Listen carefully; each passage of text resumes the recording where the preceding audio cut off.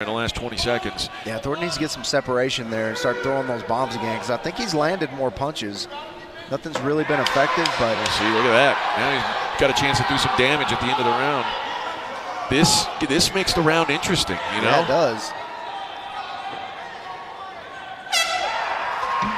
That's going to be a tough fight to score. Yeah, this is very, very tough. I mean, there was really one close round, and it was the last one. Yeah. And I think that, you know, in that instance, Thornton did more damage in that round, and Davis had more control in the round. Yeah, and I just wonder, you know, the last 10 seconds, of course, belong to Thornton. And remember, these judges are sitting at 3 different angles around the cage. The shots that we see are coming up just an inch short. They may think are landing. Everybody's got a different perspective on it. Yeah, and they also have a different perspective on control. You know, it's all about perspective on every one of those things. They have guidelines that they should go by, but sometimes it's just a matter of their opinion about who's controlling it, who's stalling, who's doing what. Thornton in that last 10 seconds there, here you're seeing it. Nice knee to the body. Was able to get some clear punches into the head. And then, of course, Keynan Davis jumped right back up right before the bell rang.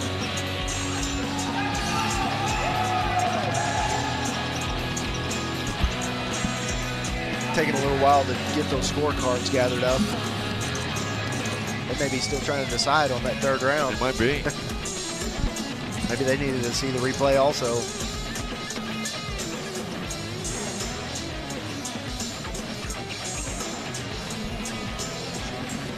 Now these guys did a really good job. They were a very active fight for 2 amateurs with just a couple of fights each. Very active. Didn't just sit and kind of see what the other one was going to do. Both of them attacked. Keynan Davis started out a little bit slow, but picked it up quite a bit in the second round. And like we said, the third round was very, very close.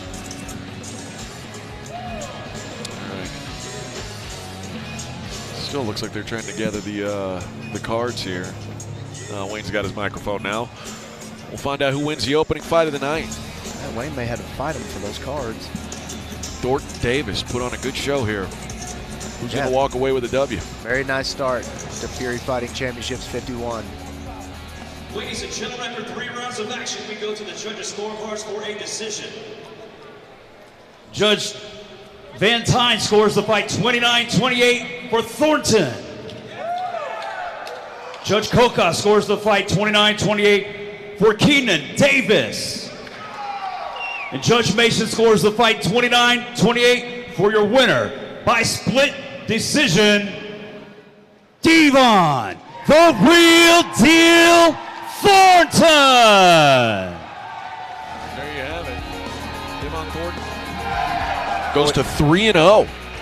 Yeah. And a split decision, maybe it could be more warranted there. Like I said, it's all about perspective, and I'm not surprised that we had some different cards there. Yeah, very, very competitive fight. Yeah, we did have it right that it was a very close fight. Yep. That's a hard-fought win right there. You know, you mentioned he finished his first 2 opponents pretty quickly. That's valuable cage time and a valuable grind for a guy who's got some promise there in Dyvonne Thornton.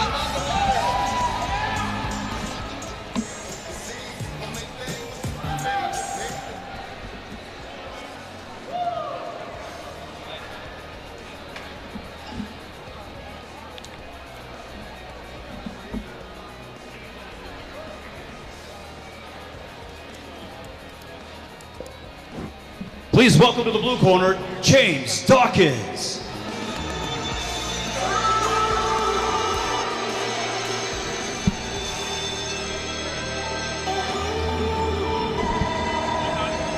Here we go, James Dawkins, 27 years old, fighting out a team victory. I know his coach very well, Gilbert Jamal Smith over there. Very, very good camp over there. Only has 1 fight so far. Won his first fight by TKO in the first round. So, again, one of those things where he's only got 1 fight in.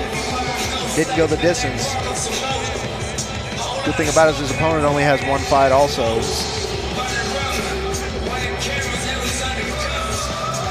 you know these guys are getting some quality work in, even as amateurs over there at Victory MMA, Colorado Springs. Yeah, they're getting around. They've been up and down. They were in Houston a week ago, and here they are this week. Yeah. Their coach, Gilbert Smith, had a little stint in the UFC. Was on a couple of seasons of The Ultimate Fighter. Former RFA welterweight champion, if I'm not mistaken. Very, very good coaching over there at Victory MMA.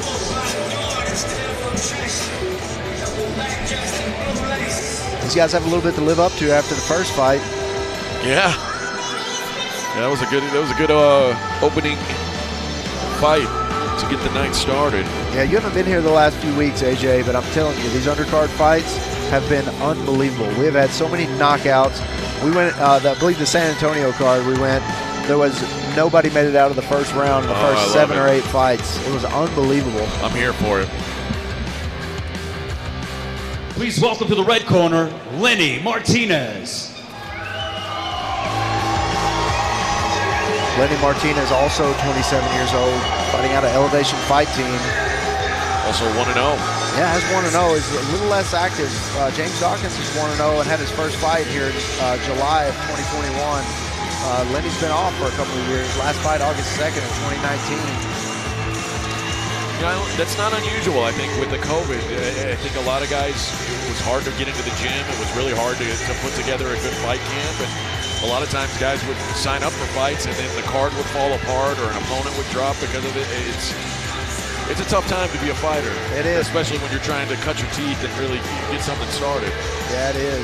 And especially whenever you're a good fighter at the amateur level, whenever people are pushing you to go pro because you're winning and you still want to get that experience, it becomes really, really difficult to get fights. I'm not saying that's the case in either one of these guys, both in one fight. Lenny finished his first fight by submission and then had a 2-year layoff, so it'll be interesting to see how much he's actually gotten to go into the gym and how much better he's gotten in 2 years. I'm sure it's a significant difference than the fighter he was 2 years ago.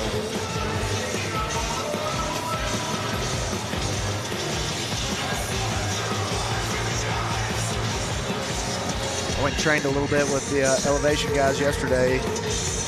How'd they treat you? Oh, always great, man. Every time I travel, I try to go get some rounds in somewhere, and I've been all over the country. Man, it's so great to be able to go in, especially as a black belt. You go in, it's good and bad. You go in as a visiting black belt, you have a target on your back, but. Ladies and gentlemen, the following contest is scheduled for 3 rounds in the Fury Amateur Series welterweight division.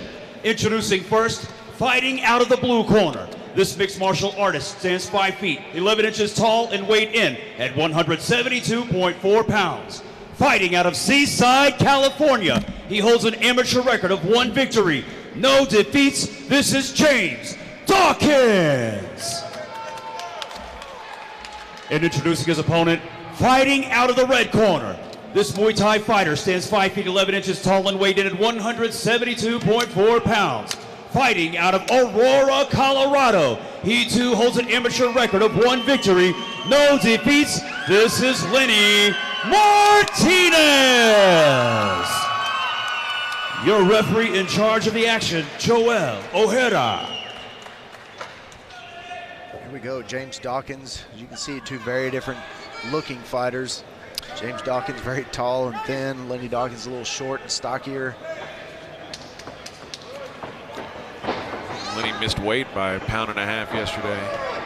Ooh, good shot. Lenny landed some big shots right off the bat. James wanted no part of it. Wants to go in for that takedown and get this off the feet immediately. You mentioned you were here training yesterday.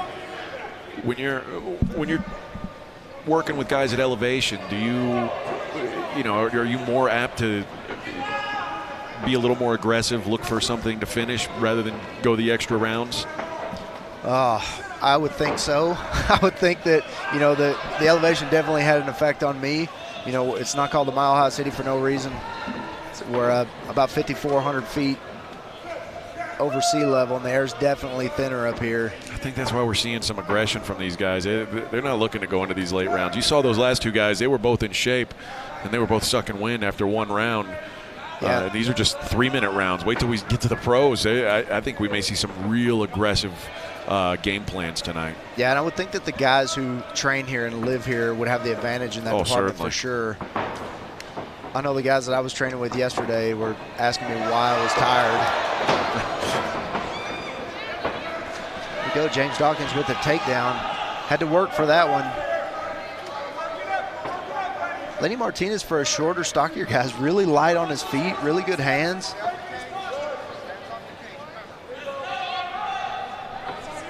James Dawkins on top now. Lenny doing a good job of deflecting those punches. Not really landing, kind of going behind his head, but not hitting him in the head. He's locked up that right arm. It's just limiting the weapons and forcing him to use that other arm for defense if he's going to use one. Although now his arm actually looks like it's in not a great position. There, he gets it out. But yeah, it looked like almost that omoplata position, but of course he couldn't do that with his back up against the cage. Again, Dawkins doing a good job of keeping control of Martinez. Martinez putting those feet in the hips. I would imagine he wants to get back to the feet. He wants to push and make some space and try to get up as quickly as he can.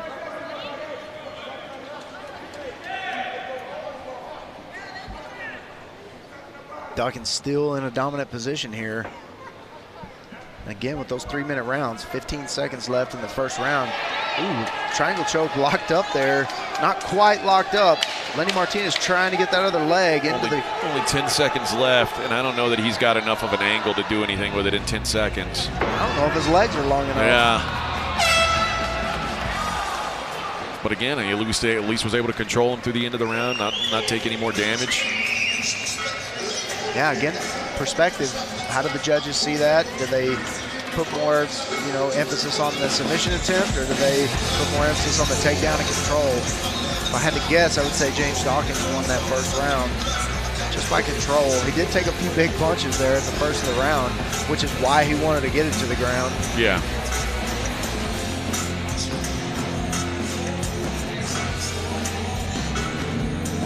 And looking at the body language of both fighters, they both look still fairly fresh. There you see Lenny Martinez landing those big overhand rights. James Dawkins immediately trying to clinch up and then going for the takedown. He did not want to take any more of those big punches. Lenny Martinez doing a good job with those leg kicks early in the fight also.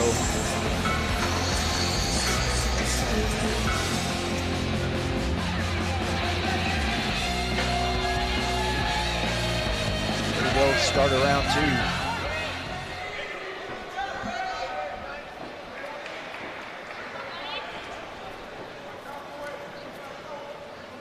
Nice jab immediately from James Dawkins.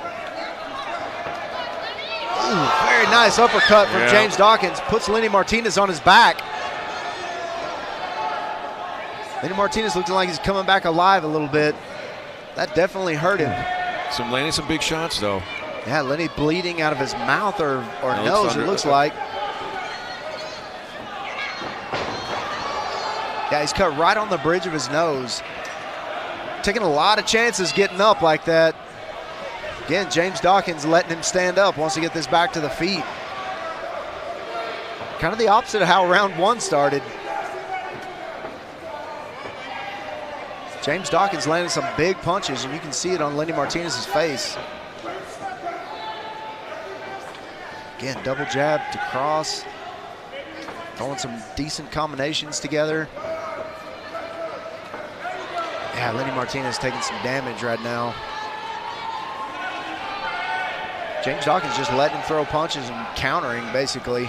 I mean, this style that Lenny's doing, like, we're looking at how low his hands are. Either he's just incredibly tired or he's got no interest in defensive fighting right now. Other than that head movement, you got to trust your head movement quite a bit to keep your hands down at your belly button. Yeah, especially whenever you've taken as much damage as he's taken so far in the second. He may want to reconsider that if that's what he's doing. Yeah, he may want to jump around and get those mitts up just a little bit. Boy, it really feels like Dawkins' offense is starting to pile up on him here. Yeah, and Dawkins feels it. Dawkins doing a good job of being patient. A lot of guys, when they see damage like that, they'll, nice guillotine for Lenny. Not able to lock it up. Yeah, I guess you score some points, but I didn't really like that takedown there. It just seemed unnecessary because Dawkins is seemingly in full control on the feet. Yeah, again, and one of those things where as an amateur, sometimes you'll take a little bit of damage and immediately you'll revert to, what feels natural to you and get you to a place where you're not taking any more damage. It's really hard to take damage from the top. You're at risk of getting submitted, but the punches from the bottom to the top aren't typically that devastating. But the punches from the top to bottom definitely are. Oh, good right hand. Oh, he hurt him. Yeah, that's it. This should be over. That's it. Nice victory by James Dawkins. Very impressive. Yeah, Lenny Martinez is protesting, but they honestly, in an amateur fight, they could have stopped that when he fell. The way he fell, he didn't look like he was going to be able to defend himself. Yeah, they could have stopped it after that first knockdown, because typically in the amateur level, once their head hits the mat, from standing to their head hitting the mat, they usually want to stop it pretty close to there. He's definitely hurt right now. James Dawkins landed some big punches. Doing a great job of being patient. Like I was saying, people see their opponents getting hurt. They go in there, they get gassed, and then all of a sudden they're in a submission or they get caught by a punch. Great job of James Dawkins. We'll see the fight-ending sequence here. Oh, that was that takedown that I wasn't crazy about. Yeah, that could have ended badly for James Dawkins. Oh, good right hand there. He was stumbled, and then there's the left uppercut. Yeah, that fight's over. Yeah, very good stoppage. That was a good right hand before that left upper hook. Oh, yeah. Yeah, that was right on the button. Lenny Martinez had his mouth open a little bit. Began to take punches. Yeah, he didn't want that fight to end. Showing a good fighting spirit, but that fight was stopped at the right time. Good win for James Dawkins. Victory MMA. Get in the victory. Moves to 2-0 as an amateur.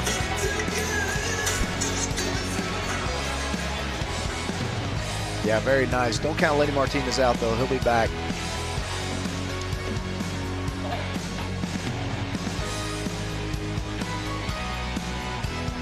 Let's go to Wayne Leggett for our official decision.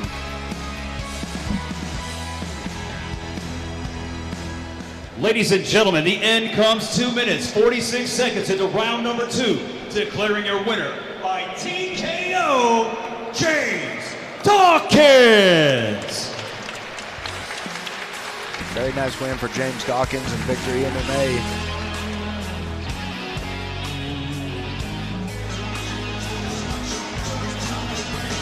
Two good fights so far. First one going the distance, second one ending in James Dawkins' knockout.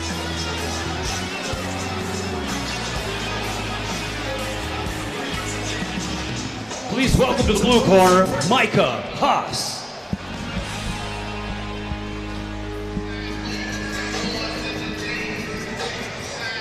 MIcah Haas fighting out of Genesis Training Academy. Fought back in June, he's got a 2-2 record.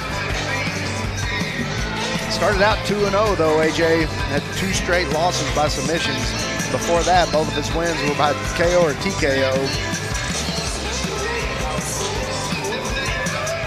It's good lessons to learn from something like that. Yeah, it is. This guy, he's a loan officer by day, so fighting MMA is a secondary job or occupation or hobby or however you want to put it. Originally from Palmdale, California.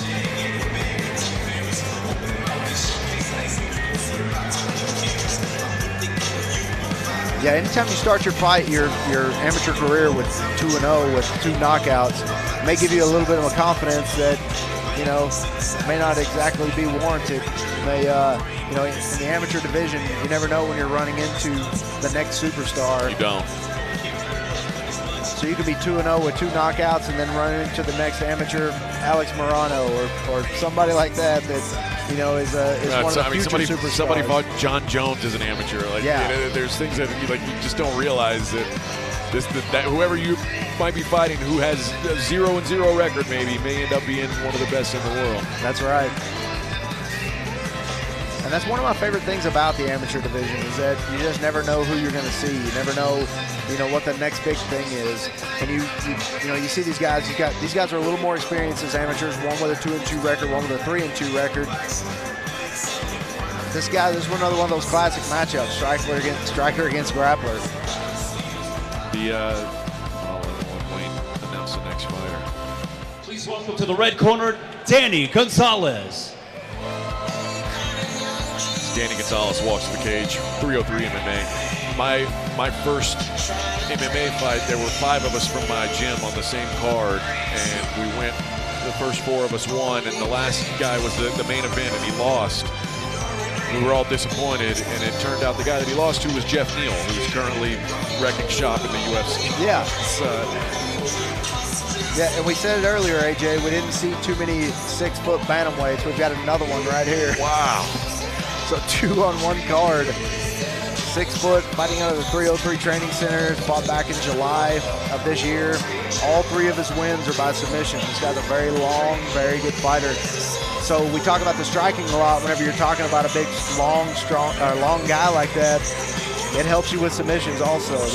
Those legs thrown up into a triangle choke or whatever it is, those long arms for a Darce choke. Those are very, very effective against a guy, especially with the acumen that MIcah Haas has, where he's kind of lost the last 2 fights by submission. I'm sure that's part of the game plan of Danny Gonzalez and his team. Yeah, certainly it's a good stylistic matchup. I think there's times when being long and tall in jiu-jitsu is not an advantage, and I've been armbarred enough in my time to understand that. But when you're going against a guy who's a ground and pound type guy, which Haas is, that's a good edge. Ladies and gentlemen, the following contest is scheduled for 3 rounds in the Fury Amateur Series Bantamweight Division. Introducing first, fighting out of the blue corner. This jiu-jitsu specialist stands 5 feet, 9 inches tall and weighed in at 134.4 pounds. Fighting out of Palmdale, California. He holds an amateur record of 2 victories, 2 defeats. This is MIcah Haas. And introducing his opponent across the cage, fighting out of the red corner. This mixed martial artist stands 6 feet tall and weighed in officially at 137.6 pounds. Fighting out of Denver, Colorado, he holds an amateur record of 3 wins, 2 losses. This is Danny Gonzalez. Your referee in charge of the action, Oscar Martinez.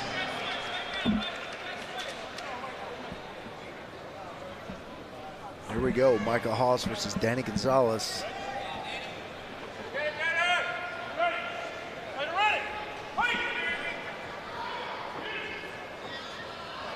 MIcah Haas insisting on that handshake right out there off the bat. Got to be careful with that. That's not a requirement. And they explain that fully in the rules meetings, every rules meeting. If you go out there and shake and they refuse to and they knock you out, you're knocked out.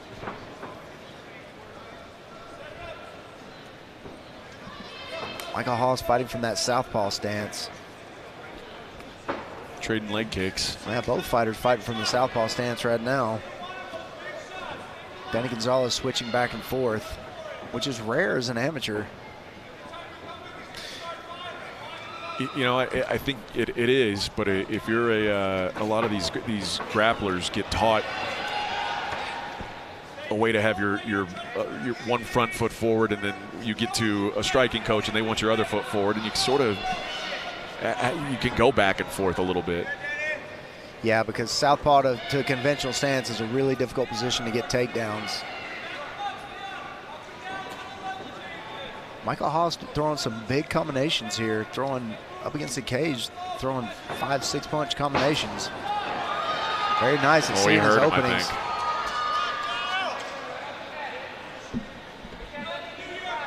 Yeah, he hurt him and then he tied up with him up against the cage. That's an odd choice. Yeah, really should keep that separation when you see you've hurt your opponent. It looked like Danny was stopped from falling down by the cage. It's always funny when you talk to these guys afterwards. You say, hey, it looked like they, you almost got knocked down that first round. They'll definitely tell you no almost every time. Of course. Yeah. How bad were you hurt? Well, I wasn't really that hurt.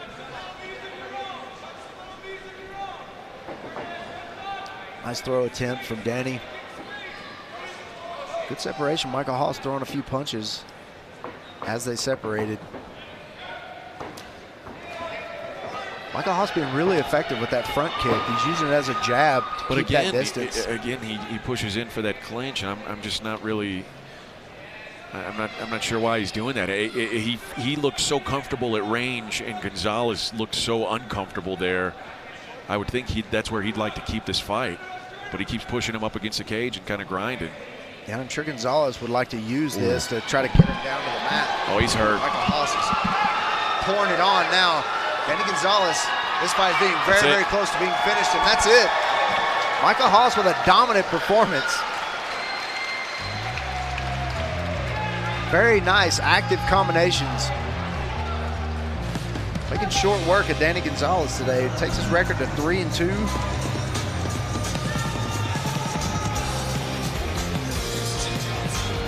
Came in here in very good condition, able to throw a lot of punches. Very nice fight for Micah Haas. And a good leg kicks early, and just he's landing big shots at range. Yeah, and you can tell Danny Gonzalez wanted to get this fight to the ground, just never got into a position to get in a comfortable spot where he could get it to the ground. Tried a couple of shots there, just was off balance. That's the downside, is every fight starts on the feet. You got to get it there somehow. Yeah, maybe that's the next thing he needs to work on. Let's see how to get this thing to the ground until you get a little bit better on the feet. I'm sure he'll constantly be working on his striking. Yeah, I think it's more of be enough of a threat on the feet that you can, because it's really hard to set up a naked shot. Yeah. I mean, if you're trying to shoot in behind nothing, then good luck. Once you're really into MMA, that's a tough ask. You've really got to show something with your hands to be able to get in on that shot, unless you're just a world-class wrestler. Yeah.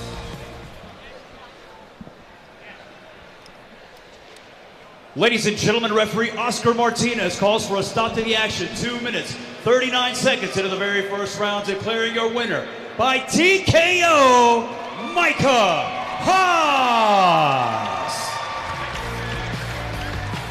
Very impressive performance by Micah Haas.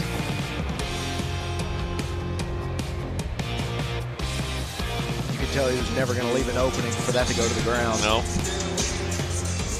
What a smart fight. Please welcome to the blue corner, Alonzo Adams. You're burning through these prelims. 3 down, 4 to go here on Facebook.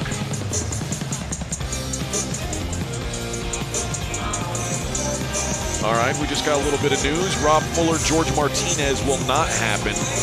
That was to kick off our pro card, which would have been fight 6 on the prelims. So it looks like we will have a 6-fight prelim card.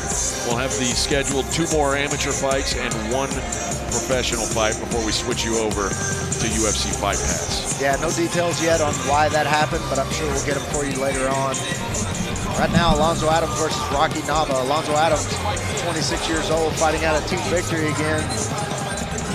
Last fight was in July of 2021. He's 1-1 as an amateur. Last fight he won in 15 seconds of round 1. In his first fight, he lost by triangle.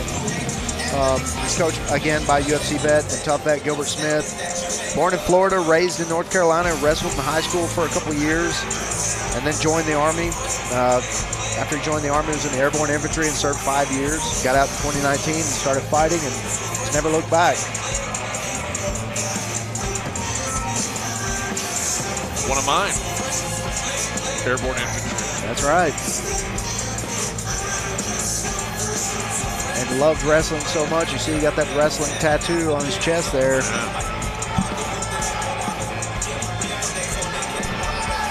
He looks like he works out.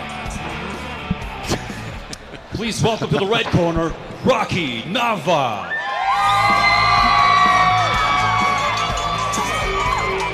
Big pop for Rocky Nava right here behind us. 303. Yeah, Rocky Nava, again, 5'8", fighting out of 303. Last fight was in September of 2019, which he won by decision.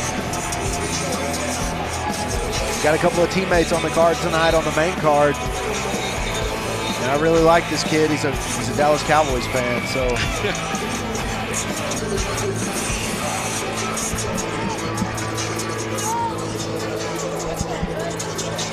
Again, both these guys, Alonzo Adams 1-1, Rocky Nava 1-0.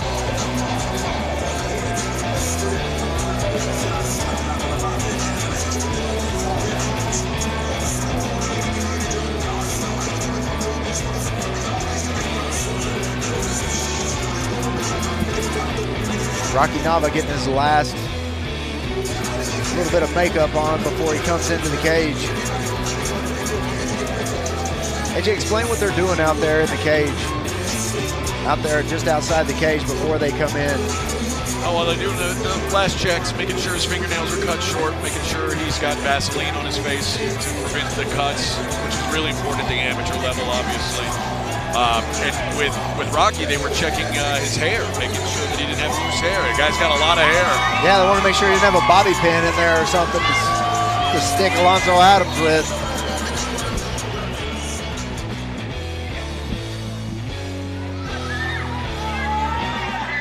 Ladies and gentlemen, your next match is scheduled for 3 rounds in the Fury Amateur Series Bantamweight Division. Introducing first, fighting out of the blue corner, this mixed martial artist stands 5 feet, 6 inches tall and weighed in at 134.8 pounds. Fighting out of Colorado Springs, Colorado, by way of Pensacola, Florida, he holds an amateur record of 1 victory, 1 defeat. This is Alonzo Adams. And introducing his opponent across the cage, fighting out of the red corner, this freestyle fighter stands 5 feet, 4 inches tall and weighed in at 132.8 pounds. Fighting out of Thornton, Colorado, he holds an amateur record of 1 victory, no defeats. This is Rocky Nava. Your referee in charge of the action, Oscar Martinez. Here we go, Alonzo Adams versus Rocky Nava.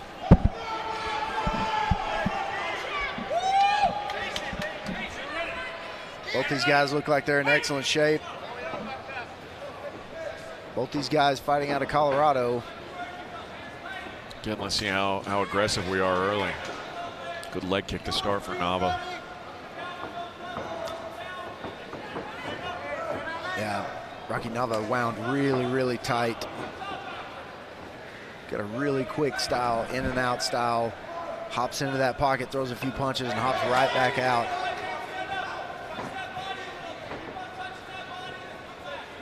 Likes that body shot early. Trying to throw that jab to the body. Good kick to the body there. Man, both these guys are wound really, really tight. Yeah, Adams more of a his posture is very, very straight up. We've seen Nava a little heavier on that back leg, and like you said, gets in and then bounces back to that back foot, kind of leaning away from the action.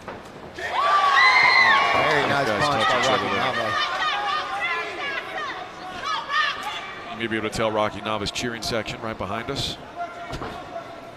Yeah, you may be able to hear them better than you can hear us here in just a minute. Both fighters very composed, though. Ooh, good shot again by Nava. He smells blood, I think. And Nava jumping in and taking the wrestler down.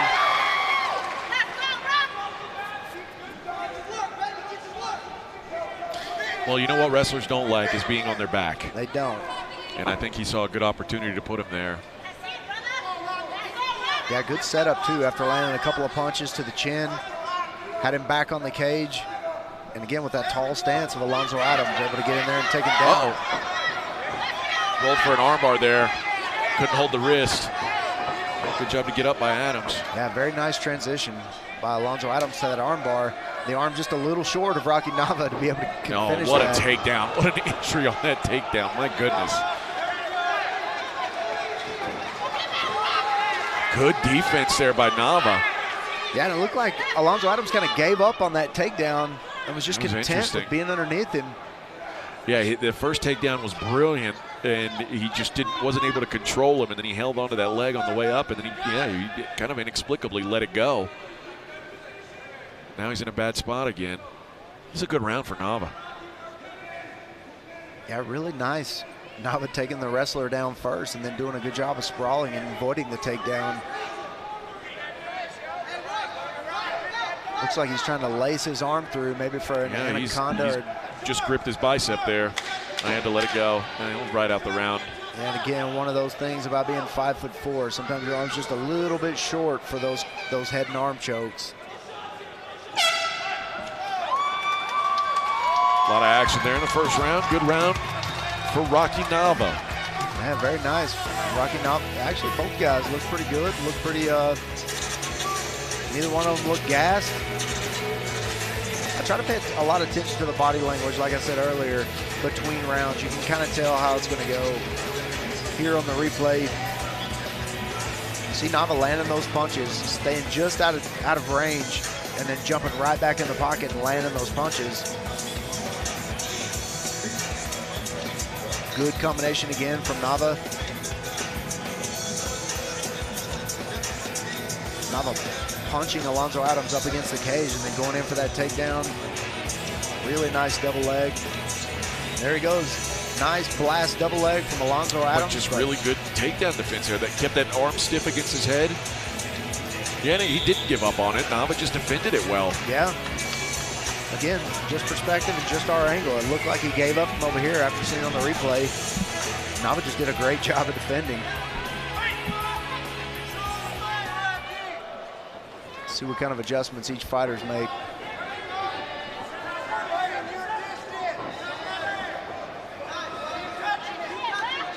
And Rocky Nava just continues to connect at will. Kind of jumping into that pocket, connecting a few. Again, very good defense against that double leg. Alonzo Adams still had that high crotch position. Great job by Nava to turn this into I mean, for all intents and purposes, a takedown for him. Yeah, Nava, man, a great athlete, showing some great athletic talent here.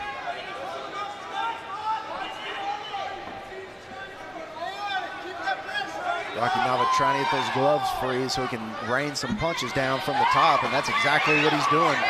Landing some big punches, big ground and pound from the top.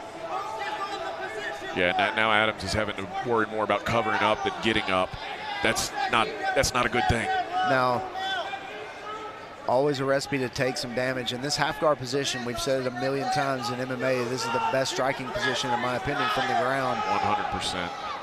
A lot more control to hold your opponent down. And plus so many transitions from there, like you saw just now to the mount. If he turns his back away, there's a, again, there's a transition to the back. So again, Nava continuing to improve his position. Alonzo Adams showing his back a little bit to Nava. Nava looking like he wants to finish this with strikes. Minute 13, minute 10, a long time on the clock here for Adams to survive this. This is a bad spot. And he's getting beat up pretty good right now. Yeah, he is. You see the referee just in there. If he doesn't start defending himself or making an attempt to get up, they're probably going to stop this fight. Oh, there's a chance. Oh, he didn't explode. Yeah, from this position, though, he needs to get his hips underneath him and stand back up. Even if Nava's still on his back, he's in a better position there than he is on the ground, continuing to take punishment. Got to get up from this position. Alonzo Adams taking a lot of punishment down there. And just when the referee almost stops it, he moves to a position. Listen, what Adams is doing at least is he's grabbing onto arms and making it where is he getting hit? Yes. It's not as violent as it could be. But well, now he's in trouble. This is probably going to be the end of it here because now he's having to cover up. But he heard that 10-second clap, or obviously want to survive that 10 seconds. Yeah, this is very, very close, and the referee just stopped the fight with 1 second left in the match, it looks like. Let's see if they're gonna let this go or if he got, let's see if he's gonna let him go to the next round or if this is over. Yeah, it looks like they're gonna go to the next round. Yeah, he stepped in right as the bell rang, so boy, that was as close as it could get to finishing. Nava's just dominating this fight right now, and you know the moments even for Adams are few and far between right now. He's got to really make something happen here. Yeah, he's going to have to do something big, and I don't think it's going to happen with a takedown. You know he wants the takedown, but I don't think it's going to happen on the ground for him. Yeah, big round, maybe even a 10-8 round for Rocky Nava. And I think what saved Alonzo and kept this going to the second round or the next round is as soon as it was over, he told the referee he was okay. Here we go, round 3. See if Alonzo Adams can make a comeback or if Rocky Nava's going to continue with the dominance he's had the whole fight. He's just pouring on the pressure here. Rocky Nava does not want this to go the distance. Got to be careful here. Is he blowing himself out? That's it. Very nice performance by Rocky Nava. Dominant performance. Those barrages just too much for Alonzo Adams to handle. Wow. Rocky Nava came in here in the 3rd round on a mission. He did not want this. He was really upset that they didn't stop that fight. Yeah, he knew how close it was to being over. Very nice finish by Rocky Nava.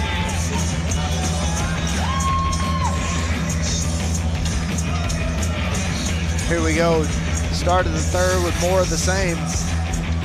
Lands a body punch, gets Alonzo Adams up against the cage, doesn't want to tie up with him this time, throws a knee and then just tees off on Alonzo Adams.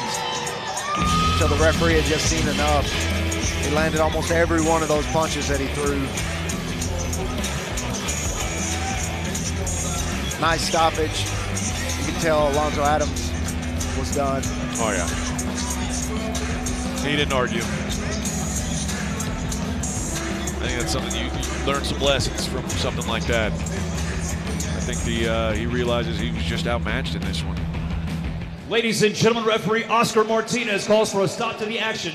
29 seconds until round number 3. Declaring your winner by TKO, Rocky Nava!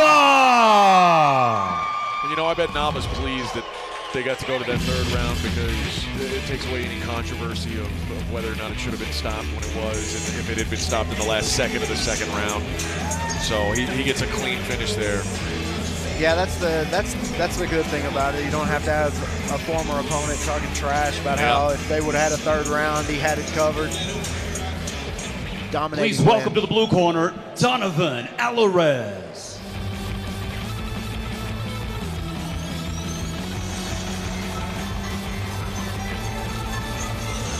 Donovan Alirez, fighting out of top-notch MMA.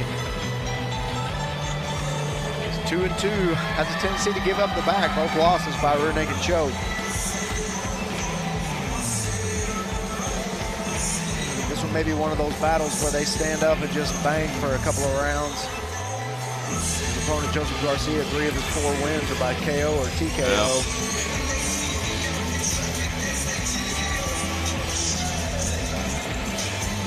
Again, great card so far, and like we were talking about, that last fight, you never know. Rocky Nava may be the next thing. Yep. And that one wouldn't surprise me. Yeah, certainly has the potential. Great athlete, good takedown defense, good takedowns. Looked like he had good cardio. He never slowed down the whole fight. Donovan Alirez and Joseph Garcia have a little bit to live up to now.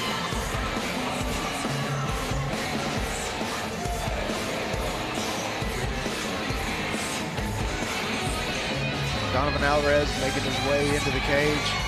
Last minute preparations.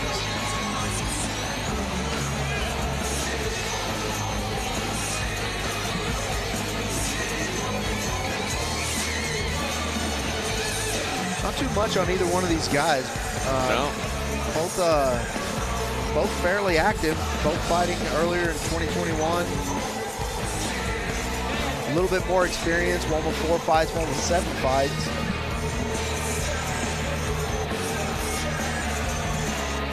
That's a big advantage when you get up to 6, 7 amateur fights. Please welcome to the red corner, Joseph Garcia. Joseph Ironheart Garcia, fighting out of Factory X Muay Thai.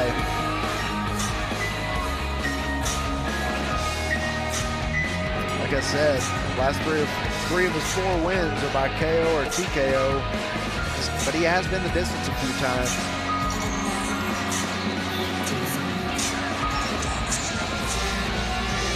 Definitely an experience advantage over Donovan Alirez.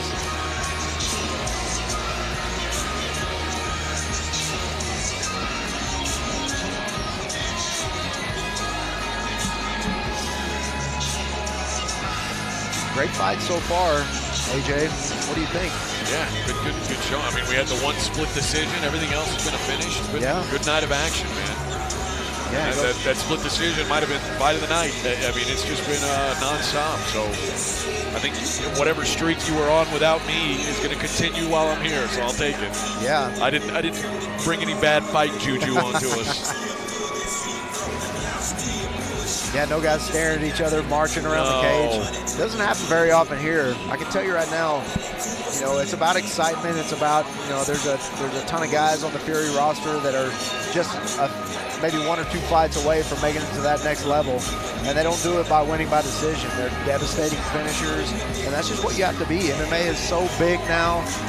You know, you can be 10-0, but if all your fights are boring, you just may not get the shot that someone that with a 5-2 record may get. So you got to be an exciting fighter. You got to be a well-rounded fighter. The main thing is you have to win.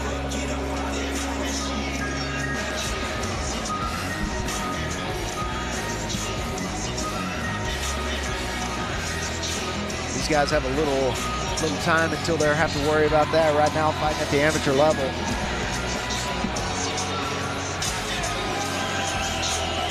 But sometimes it doesn't take long.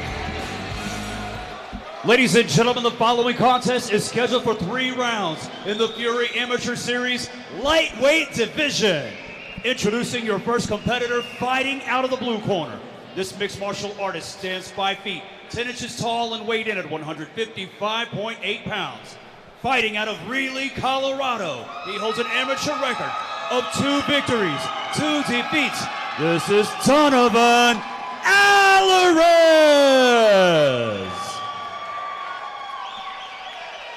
And introducing his opponent, fighting out of the red corner.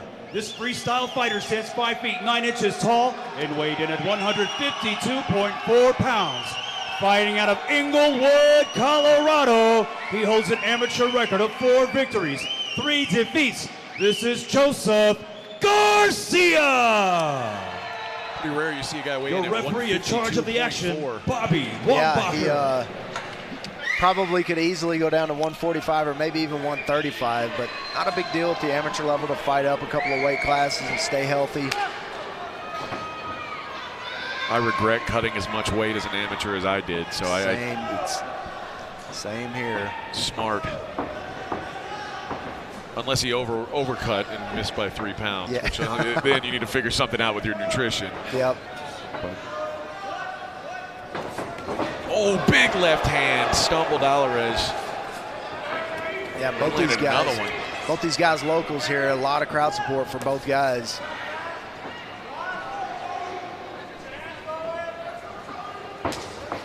Donovan Alirez kicking hard on those leg kicks. Joseph Garcia fighting out of Factory X Muay Thai. No stranger to those leg kicks, I'm sure. Ooh, big shot.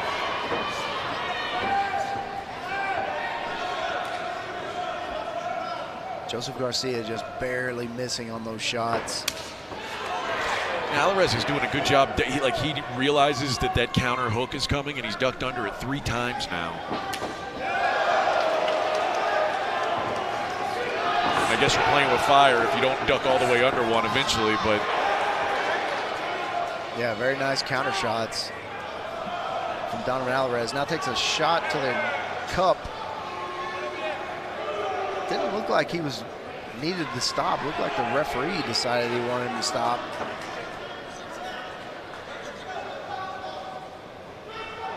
Let's take a look at it, see just how close it was. Oh yeah, that's yeah. We'll count that one. Yeah, right on the cup. Yeah, so good eye on the referee. Very tough. Donovan Alirez not wanting to continue after taking that shot. Young fighters invest in a good cup. Yes. That's in a good cup and a good mouth guard. Yep.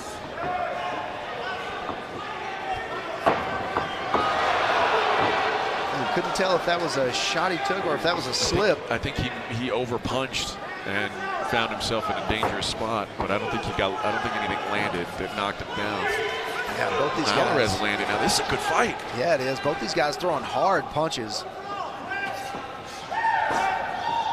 There's a good head movement. Joseph Garcia keeps missing over the top of that hook. Like I said, you're playing with fire with that, but it looks good when you keep making it miss like that. Yeah, Joseph. And he's not throwing that punch lightly. Like, he's swinging that thing and missing. That's taking a lot of energy. Oh, yeah. They're both hitting each other hard right now. This is good. They are. Both throwing bombs. Both of them, like their feet are tied together. Just step in the pocket and start throwing bombs and see what hits. Joseph Garcia, the southpaw fighter. Donovan Alirez, conventional fighter.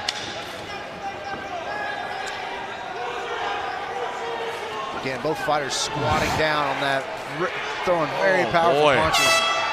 Big shot, even landing right at the bell. Good first round. Good luck judging that one. Yeah. I want to see what the punch stats are on that.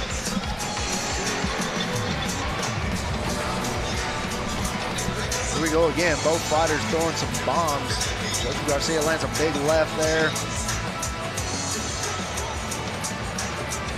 Man, both fighters just stepping in the pocket and just throwing.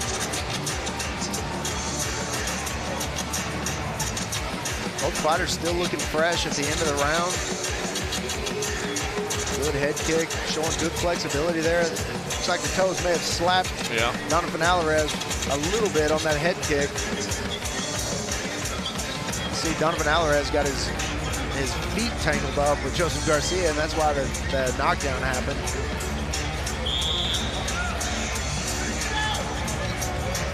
Very nice first round. Both guys landing some heavy shots. Like you said, very tough one to score.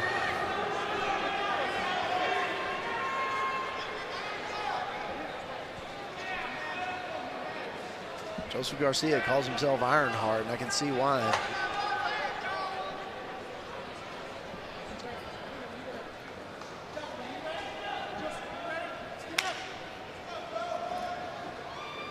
Round two underway.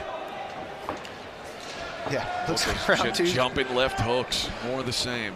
Oh! Alirez ate that kick and turned it into a takedown. Throwing some hard punches from the back. Gave up the opportunity there to put both hooks in. I thought he could have at least gotten one in. Now he's working for it. Now he's lost it. Now he's on the bottom. Yeah, and Alirez, his eye is. Yeah, that's a good cut. Yeah, he needs to get out of here. He needs to not take any damage on that eye. They're going to have the doctor look at it. Oh, man. That's going to end the fight. I think it is, too. At the amateur level, man, I just think that's too big of a cut. I mean, that's an inside-out cut. Yeah, they're not going to let this thing go on for the amateurs. It's too close to the eye, too. Under the eyebrow, no. This fight's going to be over.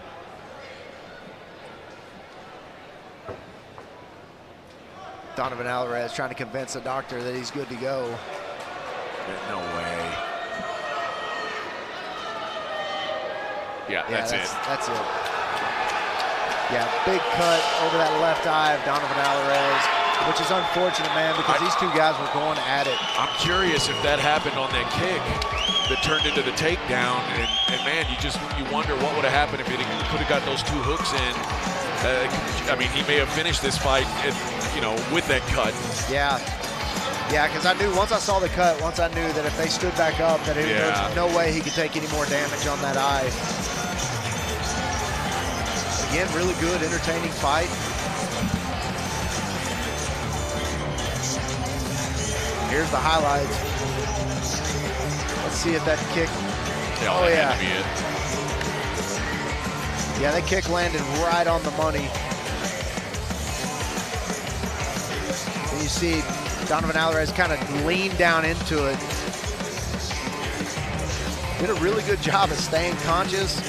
Kept a hold of that leg, and then right here, maybe you'll see, he throws a few big punches himself. Gave up right there. Should have put both of those hooks in right there and tried for that rear naked choke. But you see blood just going all over the mat. Got to this position, did a really good job. Probably knew he was cut. Probably knew that he was in danger of getting the fight stopped and wanted to get back to his feet and try to get something going. It's a really good amateur card we just had there, my friend.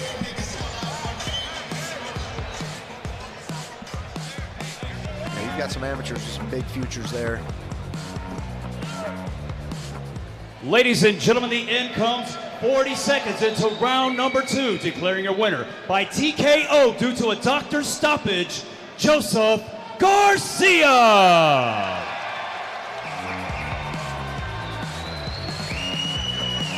Very nice, exciting fight.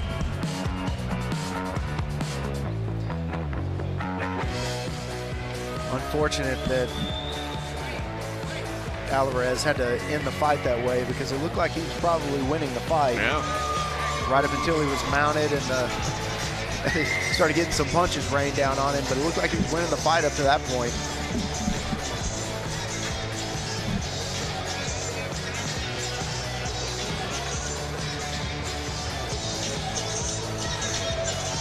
Moving on to our first pro fight of the night and the last fight of the undercard.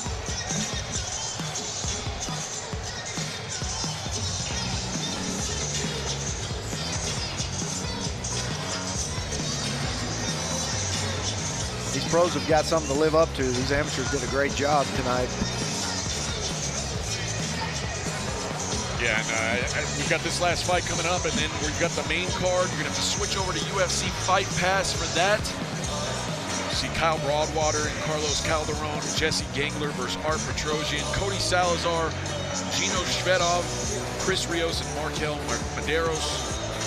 Angelo Trujillo take on Oscar Herrera, Dante Brown versus Gerald Scott, and then for the 155-pound belt, the champ Lavelle Simpson taking on King Glenn, who's a short notice step in and as tough as they come. So great night of fights coming up on UFC Fight Pass. If you haven't subscribed, make sure you do so now, and you're going to see more of this action that we've been seeing.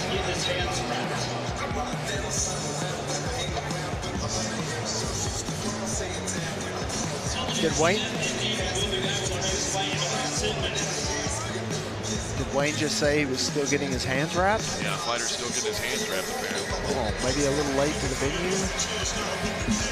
Very odd at this point, but I'll be honest, I went back earlier for the pronunciation on El Khosry, and again, now I'm guessing El Khosry because he wasn't back there. yeah. So I don't know if he showed late to the party or what happened, but I was not able to get back there and talk to him. Yeah, not a good start. It's his pro debut, so not a good start for your pro debut. Maybe he's one of those guys that likes to show up to the venue at the last minute that it's possible and get his hands wrapped and get in there and take care of business. Boy, if so, that's a bold move. That's the opposite of my strategy. I was there early enough to take a nap. Yeah, same here. I was a sleeper. I never watched any of the other fights before, but I wanted to be there. I wanted to feel the energy, and then I would take a nap.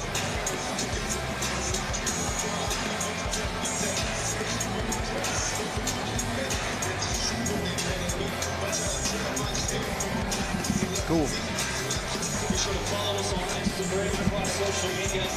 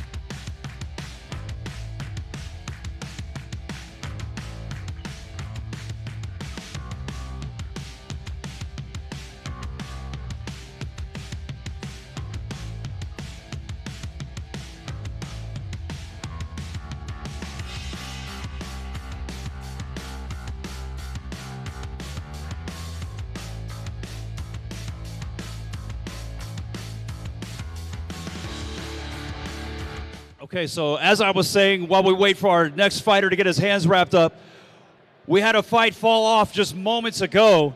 If you're here to see George Buzzsaw Martinez, unfortunately his opponent, true to his nickname, he flaked out. He left the venue. So George Buzzsaw Martinez's fight is off, unfortunately. Please welcome to the cage at this time, the Buzzsaw, George Martinez.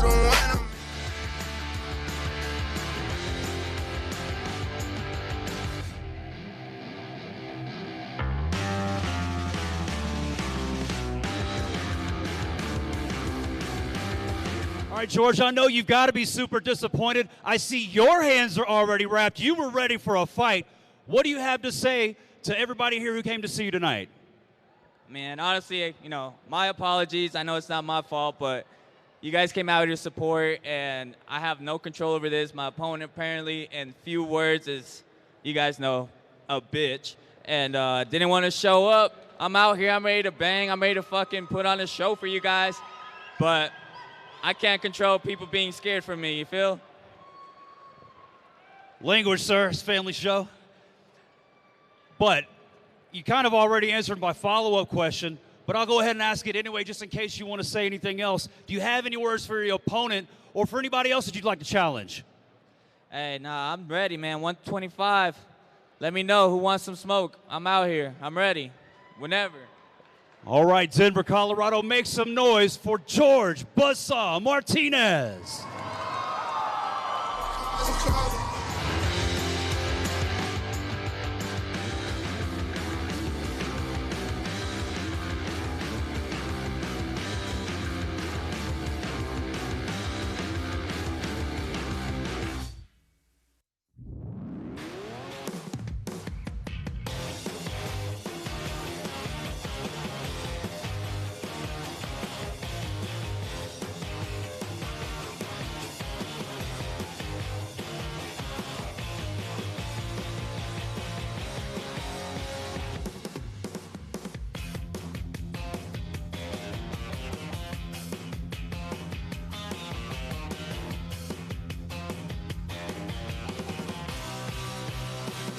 Welcome to the blue corner, Nufel El Kasri.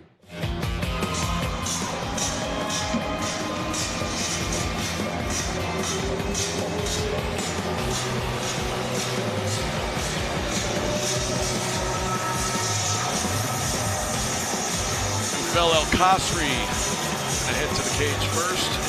And I'll be honest, this could be I don't have the details on who we were waiting on back there, but whoever was the one waiting is at a disadvantage right now. Like, you build up and you've got a routine on where you're ready to peak, where you've probably warmed up, you're ready to walk to the cage, and then you have to wait. That's a big disadvantage in my mind. Yeah, it is, and that's, you hear it a lot in tournament competition and other things where, you're due to go at this time, you get warmed up, you don't go for an hour or 2 hours later, or even 15 minutes later. It really messes up your rhythm.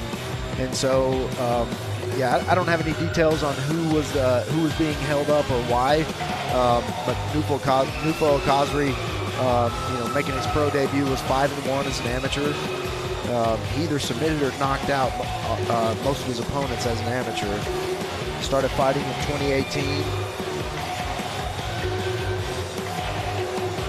Yeah, he looks like he's ready to go. But they're telling him to come. Yeah, maybe there's a part of his song he wants to hear. Listen, we got a show to go on. Let's go, baby. Yeah, here we go. He wanted the build up. He was ready for the club music.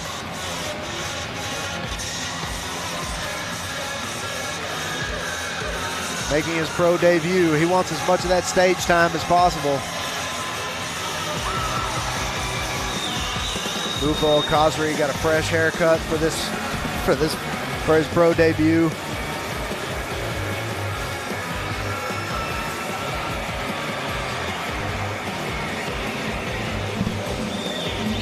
Both these guys with a lot of experience, 5-1 as an amateur, 6 fights. That's a decent amateur career. Better than decent. Yeah, I mean, We've had some guys in the last few cards that had 17, 18, 20-something amateur fights. That's wild. Yes. Gotta love the game for that. Yeah, so crazy. And, you know, it's just a lot. You know, a lot of the guys were fighting overseas, and maybe it was a lack of, you know, having an organization to fight for. You never know, but yeah, 5-1 as an amateur for El Khazri. Definitely a showman. He's ready to go. Please welcome to the red corner, Jason Mullen.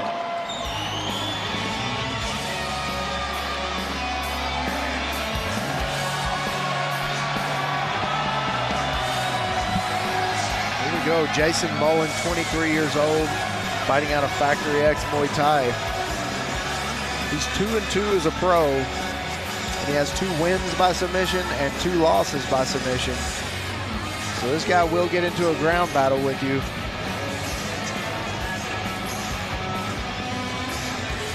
So 6-4 as an amateur.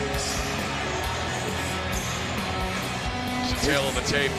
1 year age difference, just 1 pound weight difference, and a 2.5-inch reach advantage for El Khazri, the taller fighter, by 2 inches. And I'm always interested in what the cutoff point is. What becomes a real advantage? Is 2.5 really an advantage? You know, you see we got somebody like John Jones with an 84-inch wingspan or whatever it is. He surely has a 7 or 8-inch reach advantage on his opponents. That's a big deal. But 2.5 inches, I just wonder where's the line, where it becomes an actual advantage. That's a good question. I mean, I guess you'd rather have 2.5-inch reach advantage than no reach advantage. Yeah, sure. So I would guess every inch is some advantage, but when it really starts to pile up, I don't know what that number would be. I guess a lot of it depends on the style of fighter you are as well. Yeah. And also the style of fighter of your opponent. Yep. Ladies and gentlemen, the following contest is scheduled for 3 rounds in the Fury FC featherweight division. Introducing your first competitor, fighting out of the blue corner. This freestyle fighter stands 5 feet, 10 inches tall and weighed in at 145.8 pounds. Fighting out of Morocco, he holds a professional record of 5 victories, only 1 defeat, presenting the Gorilla, Nufel El Khazri. And introducing his opponent across the cage, fighting out of the red corner. This mixed martial artist stands 5 feet, 8 inches tall and weighed in at 144.8 pounds. Fighting out of Inglewood, Colorado, by way of Youngstown, Ohio, he holds a professional record of 2 victories, 2 defeats. This is Jason Cassius Mullen. Your referee in charge of the action, Joel Ojeda.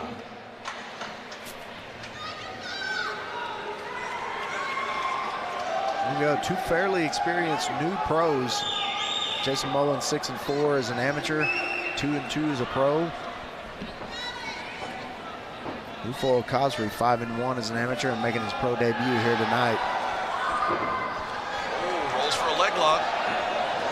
Yeah, a very unusual, very unusual Imanari roll to start off our first pro bout. Well, that'll get you thinking, though. It'll make you a lot less comfortable on your feet. Nufel El Khazri hitting hard on those leg kicks. They are.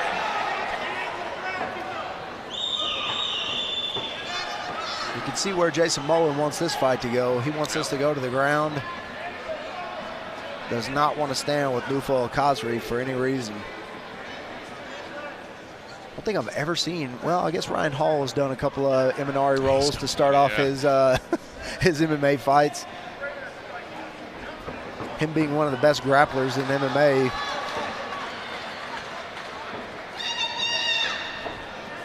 Here we go, Jason Mullen having some fun in there.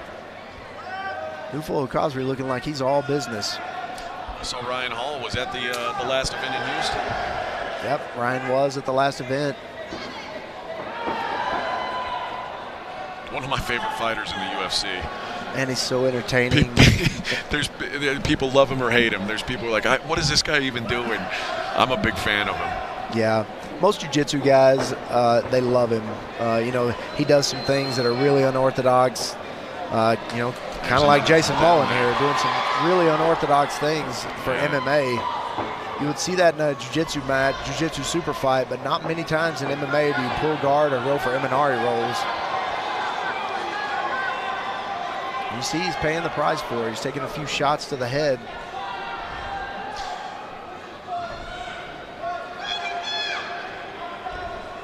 Using that cage to control Nufo Okazri. Yeah, leg locks, unless you are just a brilliant leg locker, there's a lot of bad stuff that can happen going for those things in an MMA fight. Yeah, and I just think those are opportunity things. I don't think those are things that you should probably shoot for unless you know. Unless you're Ryan Hall. Unless you're Ryan Hall and you're just so good at them. Ryan Hall completely understands the downside whenever they fail, and he's really good at, you know, controlling that. We'll see if Jason Mullen continues with that game plan. I mean, at a minimum, he's avoided taking too much damage in this round, and he's made, I think he's made El Kasri uncomfortable. Yeah, he's definitely made him think about some things that El Kasri probably didn't think were going to happen in his pro debut. And again, he drops down for that leg. Yeah, every time he does, El Kasri just... Oh, he's got a hold of one now. Oh, let's go. Yeah, I'm just not a fan of that in MMA, especially at this level. Man, it's a dangerous game to play. It is.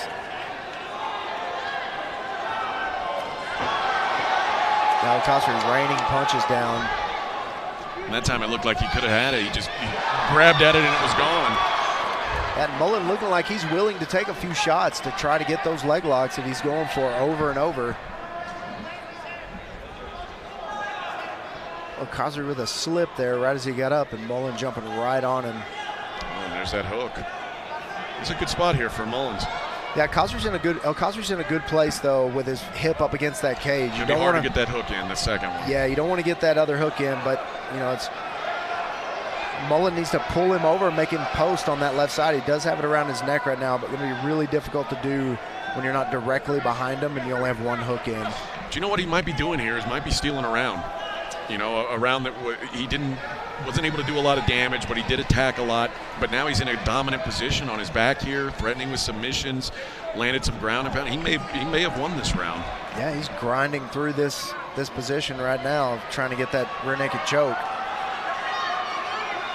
The body triangle on.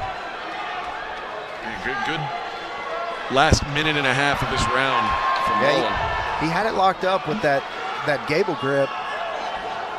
Really difficult to finish in MMA though with the gable grip. But again, like you said, with about 15 seconds left, probably stole this round.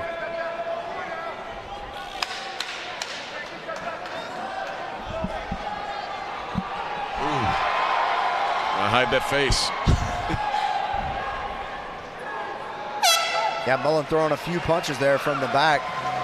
Ended the round on his back, probably judged really favorably in the judge's eyes. Some of those highlights, this Imanari roll right off the bat, takes a leg kick. He jumps right in. Maybe a little bit too far away for that Imanari roll, and the whole time, Okazri just raining down punches. Yeah, and that first roll, that first leg lock attempt was the closest it got. Each subsequent one got further and further from being effective. So I think there really needs to be some discussion of game plan in the corner of Mullen right now. And you may want to abandon that unless it just presents itself without you having to take a huge risk. Yeah, that's what I was saying earlier. That's an opportunity submission. I don't think that's a game plan submission in most cases. Well, I know Kasri's onto it now. I mean, now it's when you know that that's coming, it's a lot easier to defend. Yeah, Kasri dealing out a little bit of punishment there, but soon after Mullen got his back and never gave it up for the rest of the round. Have to give that first round to Mullen probably. Even though he did take some shots from El Kasri trying those ankle locks.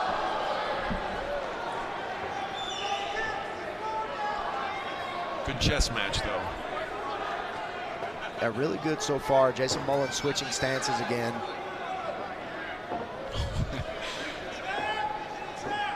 You see the grappler there trying the axe kick. Not the most pretty thing. Well,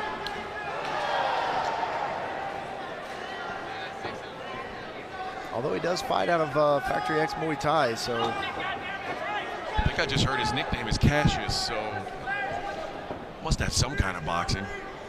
Man, you would hope so. You would hope you wouldn't slaughter that name. Oh, there's a good takedown, and then into that Khabib ride where he locks up both of his legs. This is a good spot for Mullen. Yeah, let's see if he can keep those legs trapped, and then he wants to get a little higher on his body. Pulling those hips away from the cage. This is a good position. And Al-Khosry's going to have a hard time getting up here, although he gets that one leg out. Oh, another attempt at that leg. This is a very tight heel hook. They may be a little bit slippery for this to work. Al-Khosry doing a good job of defending it so far. Yep, he's out. Yeah, that heel hook was tight for a second, but I think they were just too slippery. Both fighters sweating now. Again, Jason Mullen not abandoning his, but more of an opportunity. It wasn't, he didn't go for it. The opportunity was there, so he took it. He knew he was losing the position, so he thought he'd take a chance. Ate some shots for it. That paid off, though. Again, almost, a submission attempt. Oh, a nice knee through the middle. Now Al-Khosry comes firing right back. Jason Mullen trying that shot again. Didn't throw any punches, didn't set it up with anything, just shot it right up against the cage. Got to be careful with that. He almost took a knee. Al-Khosry was a little bit late on the knee. Jason Mullen not able to finish the takedown so far, but again, drops down for that leg lock. That's the kind that I don't like. And yeah, now he's in a really bad spot. Yeah, again from that half guard position, half guard from the top. Al-Khosry in the best position, striking position from the ground. And if you are proficient with leg locks, it's really easy to fall in love with them. And if you're a grappler and have success with them, it's really easy to think that it'll work in MMA. And sometimes it takes this kind of learning to realize that it's not the best strategy in a fight. Yeah, and plus MMA guys are just wired different. The jiu-jitsu guys, they'll tap a little bit earlier. Yeah. They know. And the MMA guys, man, I've seen guys, break their arms. Rich Franklin fought Chuck Liddell with a broken arm and then knocked him out with his broken arm. Yep. And so you see stuff like that in MMA that you just don't see a lot of in jiu-jitsu. But, yeah, these guys are just, it's got to be a game plan that you feel comfortable with. And if you want to use that game plan, you just got to know you're going to take some shots. There's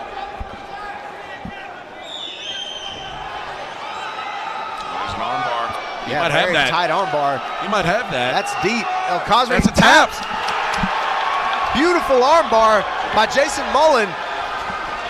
Never giving up on that jiu-jitsu, going for those ankle locks the entire match, and then quickly turns, setting up that arm bar, had it in really tight, got the finish.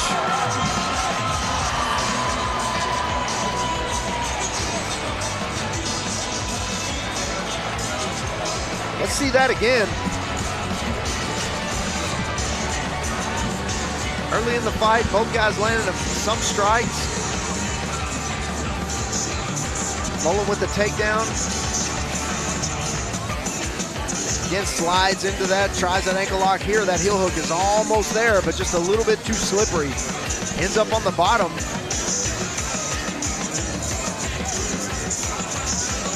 Al-Khosry landing that kick to the face on his way up. Jason Mullen doing a good job throwing some heavy combinations there. And here's the ill-advised drop, which ended up putting him on his back, which is where he got the finish from, but not the traditional way to do it. Very good win, very hard fought win. Here's the arm bar, here's the finish. Yeah, that's really, really tight. Gets the finish. Beautiful jiu-jitsu by Jason Mullen. Ladies and gentlemen, the end comes. 3 minutes, 32 seconds into round number 2. Declaring your winner by tap out due to an armbar, Jason Cassius Mullen. Jason Mullen with the armbar finish.